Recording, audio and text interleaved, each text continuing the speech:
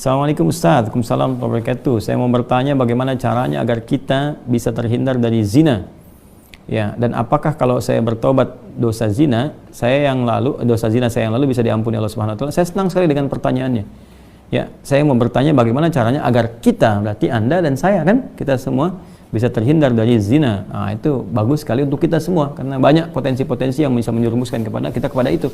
Ya, baik misalnya dari zina mata, zina telinga, zina mata melihat hal-hal yang nggak pantas untuk dilihat, ya, kebiasaan-kebiasaan yang buruk, kemudian zina telinga mendengar kalimat-kalimat yang kotor yang mengarahkan pada hasrat seksual pada tempat yang tidak benar, ya, dan perbuatan-perbuatan yang juga sekarang banyak sekali perangkat-perangkatnya. Semoga Allah hindarkan kita dari itu. Termasuk juga iklan-iklan, ya. Saya tuh sering kalau lihat misalnya baca ada komentar tunjukin admin, kan, oh, kenapa Ustaz ini kok ceramah tapi iklannya snack video? Itu kan algoritma YouTube dari kebiasaan Anda aja nih. Jadi kalau Anda kebiasaannya lihat yang begitu atau klik yang begitu, datangnya seperti itu. Tapi kalau Anda kliknya misalnya yang baik-baik, ya, atau iklannya muncul ketika ada, itu kan dari kebiasaan Anda buka kan, itu algoritmanya tersusun dengan kebiasaan kita buka laman apa dan sebagainya. Jadi Anda sendiri sebetulnya yang mengkreasikan itu. Jadi mengkoreksi untuk membuka sesuatu itu yang benar sehingga nggak datang iklan-iklan yang nggak diharapkan, gitu kan. Baik. Lalu apakah kalau ada ini si fulan atau fulan yang bertobat dosa zina yang lalu bisa diampuni? Insya Allah. Bahkan jelas ayatnya. Quran surah ke-39, ya, Az-Zumar ayat 53. Dan ini kan turun ketika ada seorang ingin bertobat dari dosanya. Ya, dan ini dosa besar gitu kan. Bahkan ada ayat menyebutkan dari zina. Ya, apa yang disampaikan Allah di sini? Qul ya ibadiyalladzina asrafu ala anfusihim la taqnatu mir rahmatillah. Ya, innallaha yaghfiru dzunuba jami'a. Ya, wahai hamba-hambaku, masih disebut hamba, dianggap hamba, diaku hamba oleh Allah Subhanahu wa taala.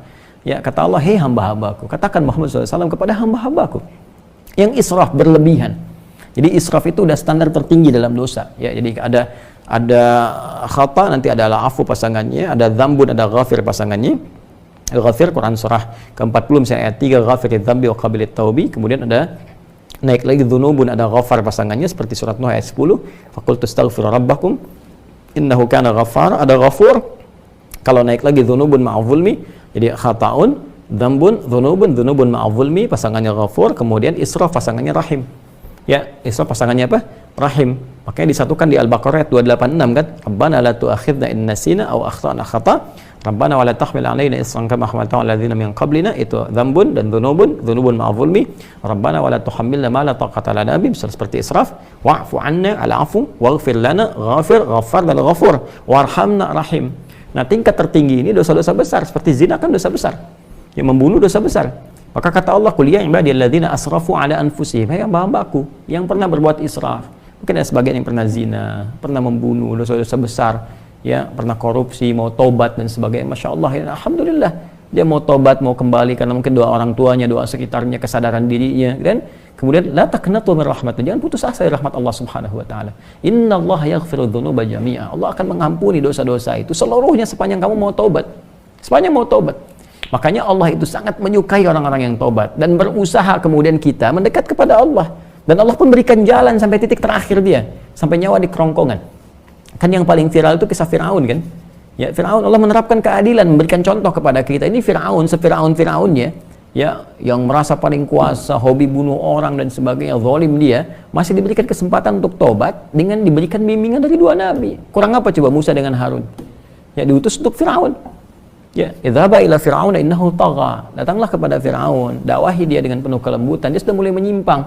Jadi bukan masalah kekuasaannya yang salah. Kekuasaan silahkan berkuasa, nggak ada masalah gitu kan. Cuma ketika menyimpang dari kekuasaan, ingatkan, kata Allah. Diingatkan itu karena sayang. Kalau nggak sayang dibiarin. Ya, makanya kalau ada ulama bisa mengingatkan, ustaz mengingatkan, kita yang keliru dan sebagainya, nggak usah marah. Kan? Nah, kalau kebaikan kita terima dengan cara yang baik dan mengingatkan pula dengan cara yang baik. Karena kalimat Qur'annya faqul lahu qawlan layyina, katakan dengan cara yang lembut. Ya, supaya dengan kelembutan itu la'allahu yatadzakkaru aw yakhsha. Mungkin dengan kelembutan itu dia sadar. Ya, ingat kembali bahwa keliru, dia khawatir, dia takut dengan Allah Subhanahu wa taala. Jadi Firaun pun dapat diberikan petunjuk oleh Allah dengan dua nabi, bayangkan, cuman dianya yang nggak mau. Ya, begitu nyawa ke kerongkongan baru munculkan daya tawar gitu. Itu yang jadi persoalan. Ya, jadi semua punya kesempatan untuk kembali. Makanya saya sering katakan Allah sangat mencintai para pelaku maksiat yang gemar bertobat dibandingkan orang soleh yang tidak pernah merasa salah. Ya, jadi saya support teman-teman saudaraku ini atau saudariku, kembali kepada Allah, ya, dan tutup semua, jangan diungkap kemana-mana. Kalau sudah berdosa, taubat kita kepada Allah, minta maaf kalau terkait dengan hak-hak manusia. Setelah minta maaf, berbuat lebih baik terus, dan lupakan itu semua, berbuat lebih baik sampai kita merasakan kebaikan itu nikmat dilakukan. Itu halawatul iman namanya. Itu tanda taubat kita diterima oleh Allah Subhanahu wa taala. Tanda taubat itu kan ketika kita menyesali, mengakui, menyesali, kemudian ada rasa nggak enak untuk mengerjakan lagi atau bahkan mendengar, ya ini saya nggak mau dengar, acara-acara gini sudah nggak suka dan sebagainya. Terus berganti jadi kebaikan, nonton yang bagus-bagus, bacaan yang baik, enak sholat dan sebagainya. Itu tanda taubat kita diterima oleh Allah Subhanahu wa taala.